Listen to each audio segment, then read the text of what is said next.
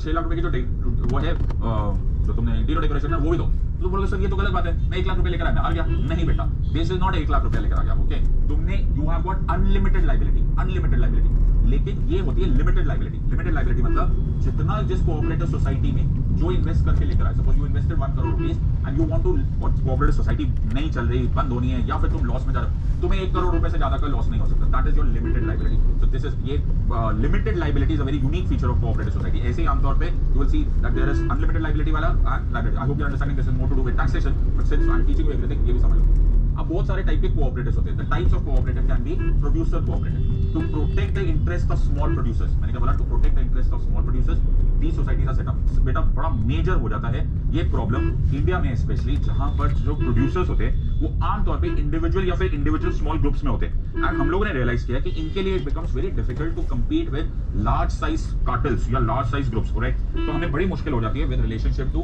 Creating these what you call level playing field. तो हमने सोचा है, जैसे Amul specially is a classical example of producer cooperatives, जहां पर the Anand milk union limited में छोटे-छोटे पीपल, छोटे-छोटे producers with regards to milk production, उन लोगों ने जोड़कर अपना प्रोड्यूसर कोऑपरेटिव बनाया and they became a force to reckon with. यही प्रोड्यूसर कोऑपरेटिव्स का है। इसका फायदा क्या है? मेंबर्स में भी farmers, land owners of fishing operations, to increase the marketing possibilities and production efficiency, producers decide to work together as a separate entity. वरना बड़ा मुश्किल हो जाता है अपना भाव, अपना प्रॉपर प्राइस पाना, अपने आप को मार्केट में एस्टैब्लिश करना। It becomes practically impossible for them to do it, but with together cooperative they can do it. फिर they perform several activities like processing, marketing, distributing their products. This helps in lower cost and बहुत बकचोदी है भाई road पे।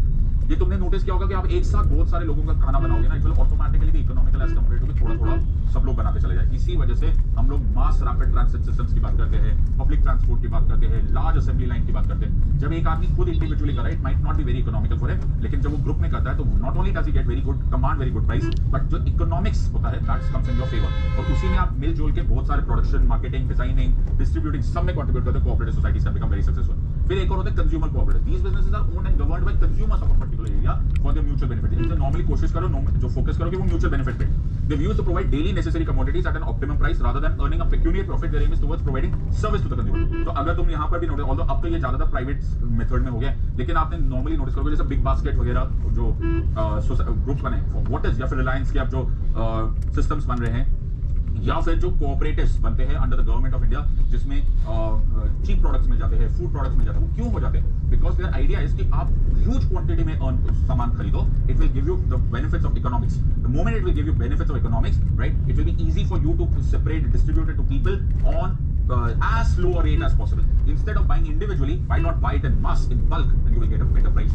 The third type are called as credit unions. These are member-owned financial cooperatives. Their principle is of people helping people.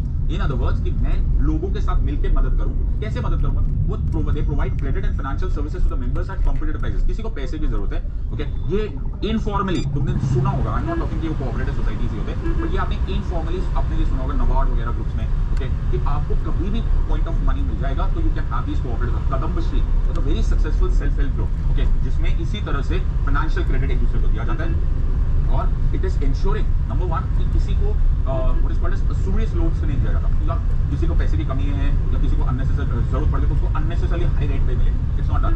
Informally ये बहुत जगह पहले भी हो रहा था, okay, for example chit funds या कम्युनिटी सिस्टम्स होते थे, but that is not what we are talking here. We are talking of constitutionally sanctioned groups here. उसी तरह से you can have marketing cooperatives to help small producers in selling their products, okay. These societies, the producers who wish to obtain reasonable prices are the members of the society. The idea again यहाँ पर ये है कि मैं खरीदूंगा तुमसे and then I will sell it off. Please understand यहाँ पे है size matters, okay? अगर हम together united form करते हैं तो it gives me a better opportunity to win, right?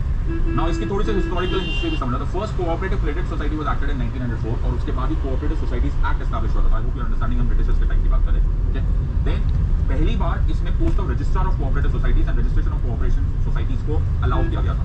तो मोंटाग्यो चेम्सफोर्ड रिफॉर्म्स ऑफ 1919, आपको सबको याद है मॉन्फोर्ड रिफॉर्म्स, जिसमें गवर्नमेंट ऑफ इंडिया एक्ट 1990, अगर तुम्हें याद है, Montagu was the secretary of state of India, lord Chelmsford was the viceroy, became a provincial subject. तो पहली बार प्रोविंशियल सब्जेक्ट बना दिया गया था कोऑपरेटिव सोसाइटीज को, और प्रोविंसेस को बोल दिया भाई तुम डील कर लो with regard to cooperative societies.